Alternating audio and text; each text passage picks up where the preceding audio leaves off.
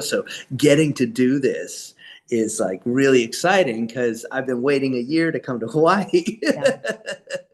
And AJ Croce, Croce Plays Croce, HawaiiTheater.com. Thursday, May 16th, 2024, has a Sunday, May 19th gig concert at the MAC in Kahului, Maui Arts and Cultural Center. Listening to you, it has even more questions and inquiries, but so much of it will be revealed during your concert on May yeah. 16th at the Hawaii Theater. Oh, gosh, I'm just like, just sit on it. I'm cool. But yeah, it's just like the song making process. I find it interesting because I miss buying the vinyl, the liner notes, and like, putting on and like listening to it. Now I buy things for my phone, and I Yeah. don't get to read who engineered it and I know. That's the album that, art. When I was a kid, I wanted to go into graphic design. I'm not a strong artist, but the dream, oh, I'm gonna go to Parsons and I'm gonna right. be like later in life, I'm like Phil Hartman and doing, album covers, Yeah. Never happened. Yeah. A great graphic design artist and painter who was based in Maui for many years, Ruby Mazer, who did my father's second album cover. Worked with a number of folks who've done that, and it's a fascinating art. Henry Diltz and Gary Marshall both worked together for many years, and Jim Shea. It's an art that I love.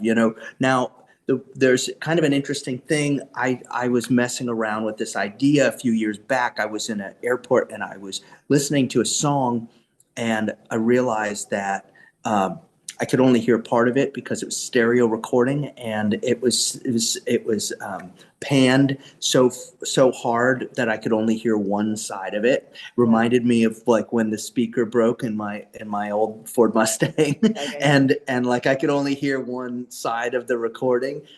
I was listening to these mono recordings. It was a Sister Rosetta Tharpe record, which I had transferred from vinyl into a MP3, and then also transferred this Kinks album from the '60s onto MP3 mono recordings, both of them. And all of a sudden, it sounded so good on my iPhone. I was like, okay, well, this is a really curious thing. Why does it sound so much better than the stereo recordings? It just does. Convinced my label at the time to let me record a mono record, which I did, called Just Like Medicine. And we recorded it, like all my records, to tape. From the tape, we did it the old way of mixing, all hands on deck. Every time we mixed a song, each version was uniquely its own. We'd keep it, try another one, see if, make sure, but each one was a little different. Like maybe the vocal was just a hair louder. This was not done on Pro Tools. This was not at a computer. This was really old school, and did it with Dan Penn, who had recorded and written all those great things for Aretha and Box Tops and James and Bobby Purified, all that Muscle Shoals and Memphis stuff. At first, he didn't know why in the world I'd want to record mono. And then when I played it back, the very first rough mixes we had in mono on the phone, he went, "Oh, I get it. And I think there's just something about that. You hear things a certain way, and I relate this to your love of the way it sounds, the way it feels when you hear it a certain way. It really changes the whole experience. That's why Sing Music Live is so powerful, because you're so present.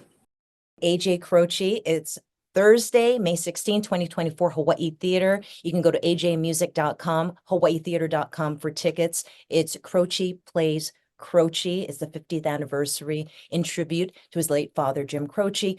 AJ Croce is going to feature some of his music and mutual influences. Vinyl, this was just a bonus thing then for me. Yeah. As far as